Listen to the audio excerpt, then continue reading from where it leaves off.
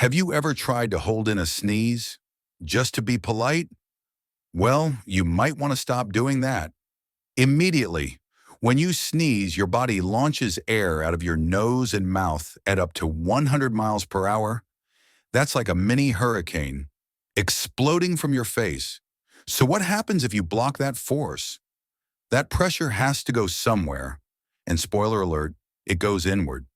Doctors have seen people rupture their throat, burst an eardrum, or even crack a rib. Yes, all from one held-in sneeze. In one case, a man tore a hole in his throat just trying to hold back a sneeze during dinner. It's not just uncomfortable, it can be dangerous. Your brain, your eyes, your lungs, all under sudden internal pressure. No, your eyes won't pop out if you sneeze with them open. But holding in that sneeze, it might pop a blood vessel in your eye, or worse. So next time that tickle hits your nose, don't fight it. Just grab a tissue, hun, and let it go. Your body knows what it's doing. Let it sneeze in peace.